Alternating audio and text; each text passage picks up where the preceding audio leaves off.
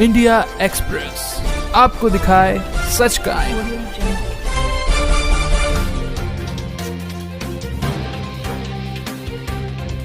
छत्रपति शिवाजी महाराज जी के जो पेशवा है, वो पेशवा के जो सरदार थे, उनका नाम था महादेवराव हिंगणे। वे उन्हीं के वंशज में से त्र्यंबकेश्वर में रहता हूँ। जैसे हम बोलते हैं ये हिंदुओं की सरकार है, ये हिंदू चला रहे हैं, राम मंदिर हो गया, सब कुछ आज हो रहा है, होता हुआ दिख भी रहा है, लेकिन ये कैसा अधमपना है। और जानबूझकर ऐसे संत को, ऐसे महात्मा को आप अगर जेल के अंदर रखेंगे तो उसके परिणाम मोदी जी को आने वाले कुछ सालों में दिख ही जाएंगे। ये तो वही बात हो गई जैसे राजकारण धर्म शासन के अंदर भी घुस गया। आज शंकराचार्य जी को भी अयोध्या में राम मंदिर के वक्त वहाँ पर झुटला दिया गया। तो ये बात धर्म सत्ता के अंदर राजसत्ता पूरी तरह से घुल मिल गई है और वो आज धर्म सत्ता को भी नीचे रखने का प्रयास कर रही है। ऐसा कोई धर्म का लोग नहीं थे, ऐसे कोई जाति के लोग नहीं थे जो बापूजी को मानते नहीं थे। ये सारे राजनेता आज बड़े बड़े बन के बैठे हैं, लेकिन एक समय ऐसा था कि ये व्यासपीठ के ऊपर आते थे, बापूजी के पैरों में नतमस्तक हो जाते थे। ये 2 ब्लॉकेज निकलने के बाद आपके मेरे जैसा आदमी शरीर से टूट जाता है। वो सदगुरु है, वो ब्रह्मज्ञानी है, इसके लिए वो स्थिति में भी वो वहाँ पर मस्त है। लेकिन हमको हमारे गुरुदेव की रिस्पॉन्सिबिलिटी हमारे ऊपर है, हमारे सदगुरु का शरीर आज हमारी रिस्पॉन्सिबिलिटी है। तो मैं सभी साधकों से और सभी हिंदू धर्म के प्रेमियों से एक हाथ जोड़कर विनती करूंगा कि अब तो जाग जाओ। बड़े बड़े फिल्म स्टार, अभिनेता ये सब कुछ करके भी आज खुले घूम रहे हैं। हम जैसे करोड़ों लोगों का जीवन सदगुरु जी ने व्यसनों से मुक्त किया है, दुष्कृत्यों से मुक्त कर दिया है, दुष्कर्मों से मुक्त कर दिया है। आज ऐसे हजारों लाखों लोग हैं जो मांसाहार नहीं करते, जो व्यसन नहीं करते, नशा पानी नहीं करते। और ऐसे प्रतिष्ठित संत के ऊपर ये लांछन लगाकर इतने दिन तक उनके शरीर को इस प्रकार से पीड़ा देना, उनको बेल मिले, ऐसे मैं आपसे प्रार्थना करता हूँ। छत्रपति शिवाजी महाराज जी के जो पेशवा है, वो पेशवा के जो सरदार थे, उनका नाम था महादेवराव हिंगणे। वे उन्हीं के वंशज में से त्र्यंबकेश्वर में रहता हूँ।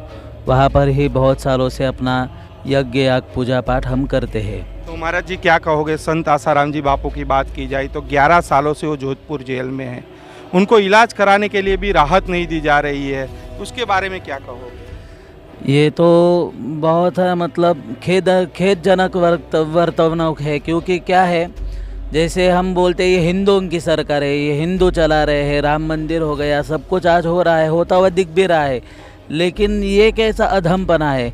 जैसे तब के भी जो शास्त्र धर्माचारी थे, उन लोगों ने तुकाराम महाराज जी को कष्ट ही दिया। एक बार ऐसा हुआ कि तुकाराम महाराज जी के ऊपर किसी ने खोलता हुआ पानी डाल दिया कि देख लेते उनकी तपश्चर्या है कि नहीं। उस समय तुकाराम महाराज कुछ नहीं बोलो, वो सब दर्द उन्होंने सहन करा, लेकिन बाद में उसी वक्त कुछ दिनों बाद जिन्होंने वो पानी डाला था, उन्हीं के पेट के ऊपर वो सब फोड़े आने लग गए। तो प्रकृति है, आप जितना कष्ट दे सकते हैं दे लो, लेकिन कभी प्रकृति माफ़ नहीं करेगी। जैसे कोरोना आकर गया, वैसे ही कोई नैसर्गिक आपदा वापस आएगी और ये होता ही रहेगा। तो बहुत ही चिंता का विषय है। अब तो न्याय प्रणाली पे क्वेश्चन मार्क लग रहा है कि बड़े बड़े अपराधियों को बेल मिल जाती है, उन्हें राहत मिल जाती है, लेकिन जिन्होंने अपना पूरा जीवन ही समाज के लिए लगा दिया, उन्हें राहत नहीं मिल रही, उन्हें जेल में ही रखा जा रहा है। बात वही है कि ये सब दिखाने के दांत और खाने के दांत इस सरकार के अलग है। हमने इस सरकार को वोट दिया कि मोदी जी आएंगे, हम उनको चुनकर देंगे, वो हमारे पूज्य श्री बापूजी को बाहर निकालेंगे। और जानबूझकर ऐसे संत को, ऐसे महात्मा को आप अगर जेल के अंदर रखेंगे तो उसके परिणाम मोदी जी को आने वाले कुछ सालों में दिख ही जाएंगे। लेकिन सरकार से यही हाथ जोड़कर आज भी नम्र विनती है ताकि हमारे बापूजी जल्दी से जल्दी बाहर आ पाए। ये तो वही बात हो गई जैसे राजकारण धर्म शासन के अंदर भी घुस गया। आज शंकराचार्य जी को भी अयोध्या में राम मंदिर के वक्त वहाँ पर झुटला दिया गया, या फिर उनको सम्मान जिसका चाहिए था शंकराचार्यों के अनुपस्थिति में वो प्राण प्रतिष्ठा ही मान्य नहीं है। लेकिन अगर वो प्राण प्रतिष्ठा कर दी है तो ये बात धर्म सत्ता के अंदर राजसत्ता पूरी तरह से घुल मिल गई है और वो आज धर्म सत्ता को भी नीचे रखने का प्रयास कर रही है। उसी में पूज्य श्री जो है वो सर्वोच्च थे। ऐसा कोई धर्म का लोग नहीं थे, ऐसे कोई जाति के लोग नहीं थे जो बापूजी को मानते नहीं थे। ये सारे राजनेता आज बड़े बड़े बन के बैठे हैं, लेकिन एक समय ऐसा था कि ये व्यासपीठ के ऊपर आते थे, बापूजी के पैरों में नतमस्तक हो जाते थे।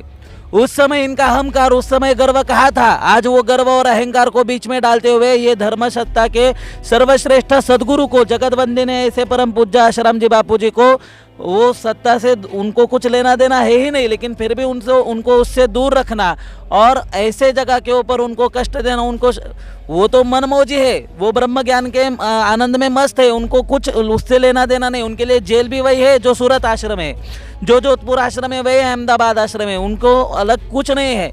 लेकिन हमारे सदगुरु का शरीर आज हमारी रिस्पॉन्सिबिलिटी है। तो मैं सभी साधकों से और सभी हिंदू धर्म के प्रेमियों से एक हाथ जोड़कर विनती करूंगा कि अब तो जाग जाओ।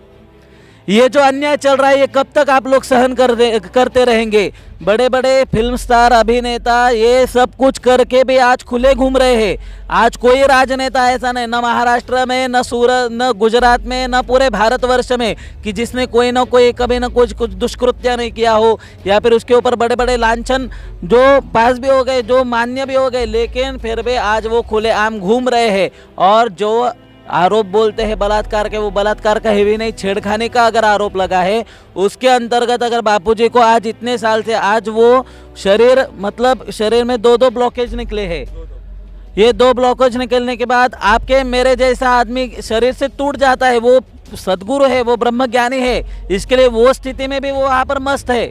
लेकिन हमको हमारे गुरुदेव की रिस्पॉन्सिबिलिटी हमारे ऊपर है, आप सबके ऊपर है, धर्म को जानने वाले हर एक व्यक्ति के ऊपर ये जिम्मेदारी है कि आप इस आंदोलन का हिस्सा बने और इसमें जुड़ जाए। आप जम पाए अपने सोशल मीडिया से इस आंदोलन का साथ दे, जम पाए खुद आकर देखे आश्रम में, खाली दूर से देखकर कुछ पता नहीं चलता, आप आकर देखिए यहाँ पर परिस्थिति क्या है, यहाँ पर होता क्या है, यहाँ पर सिखाया क्या जाता है। हम जैसे करोड़ों लोगों का जीवन सदगुरु जी ने व्यसनों से मुक्त किया है, दुष्कृत्यों से मुक्त कर दिया है, दुष्कर्मों से मुक्त कर दिया है। आज ऐसे हजारों लाखों लोग हैं जो मांसाहार नहीं करते, जो व्यसन नहीं करते, नशा पानी नहीं करते, जुआ कभी नहीं खेलते, वो सब करना उन्होंने छोड़ दिया है।